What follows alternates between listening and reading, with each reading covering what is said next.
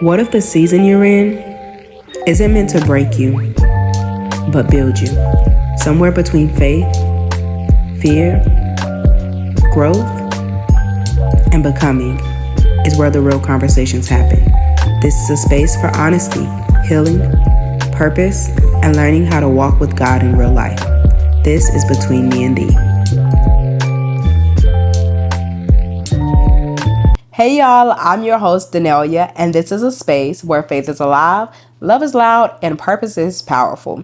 Single ladies, this is for you. Single men too, actually, but this is the perspective of a single woman of God, and we're not just having typical conversation. This is not about, should I get married? Should I date? Maybe, maybe not. What kind of man should it be? Obviously one who is saved.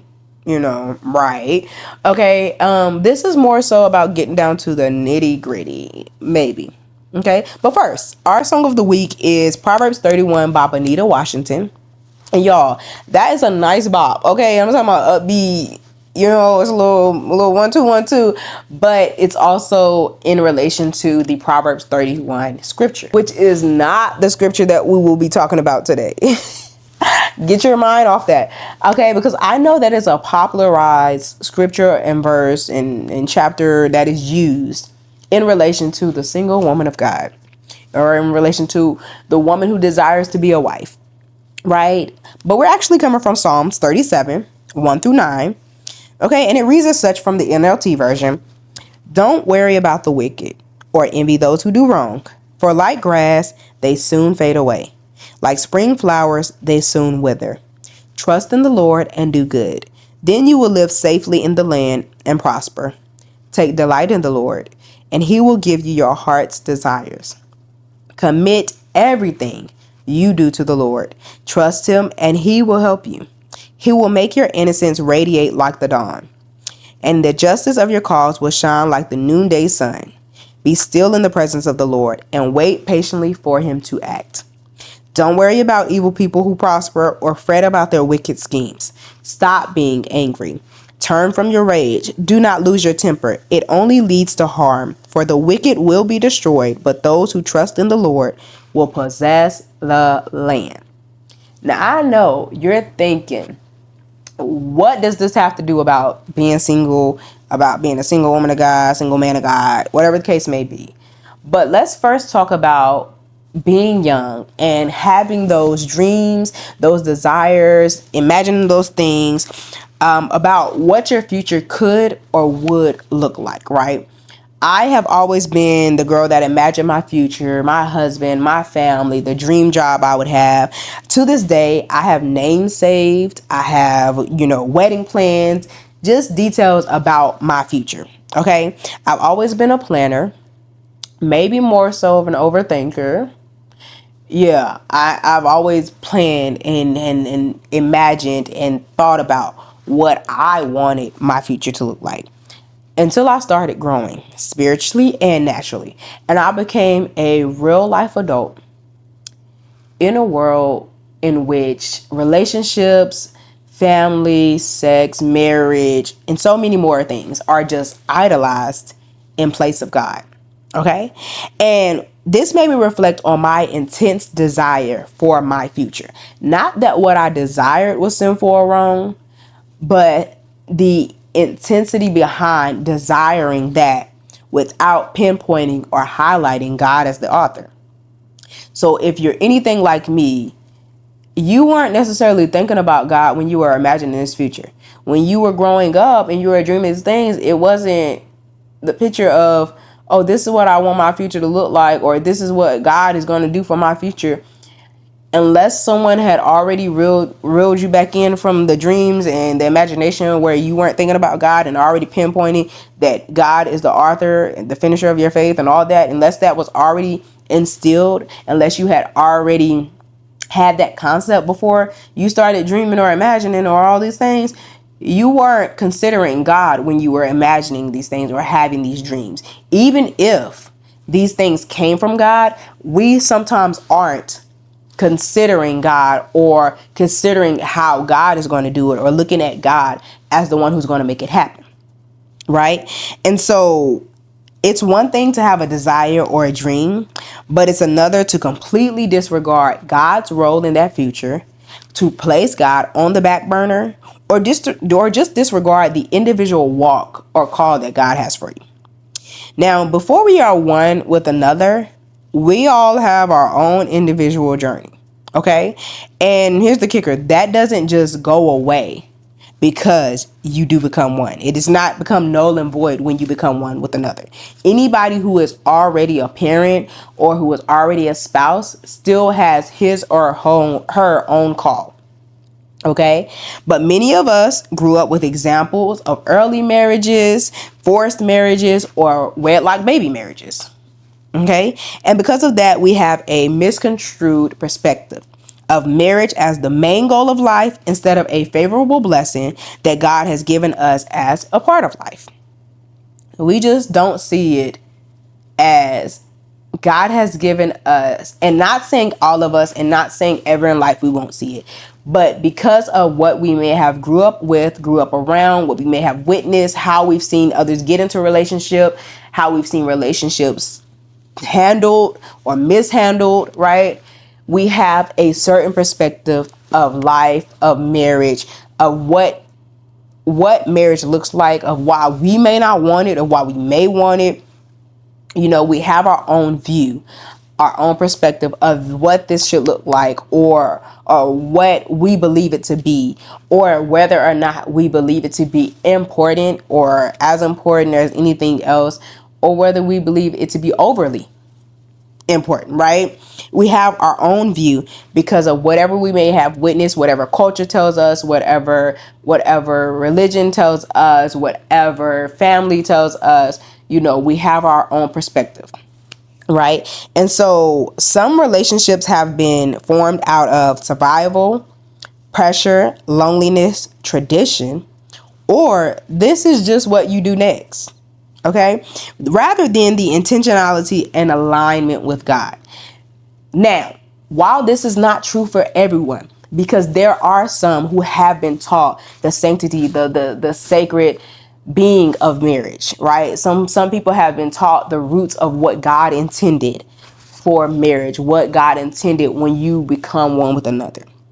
But some of us have not, right?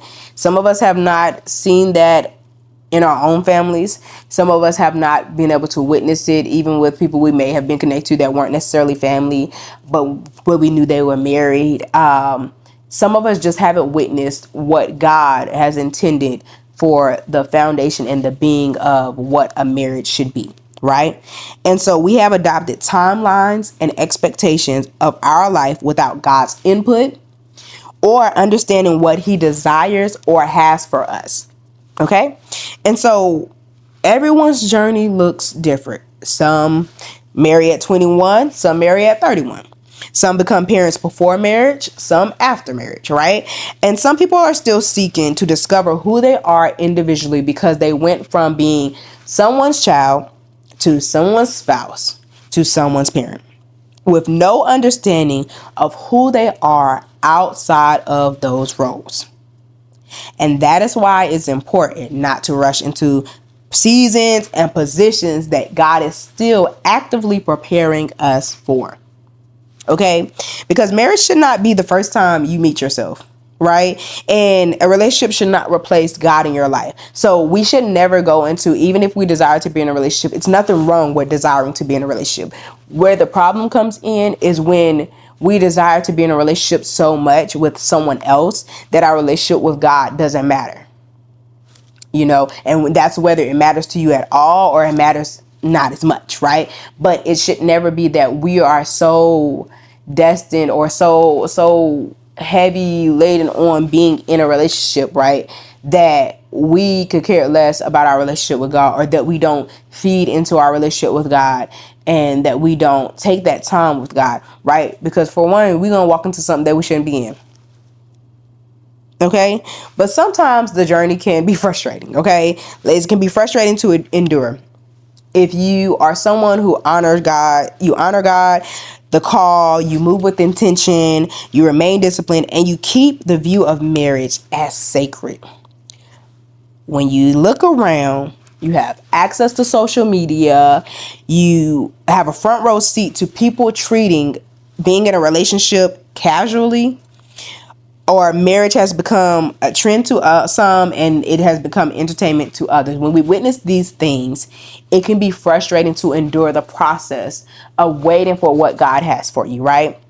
Because we look at these things, and I can speak for my own self, like, well, sometimes we look up and we see people who we know of, we may have, some type of connection or relation to, right? And we look up and we see that they have this relationship that's not healthy, or you feel like, God, they're not even good for each other, and you still allowed them to find someone, and I'm just waiting for the one that you have for me.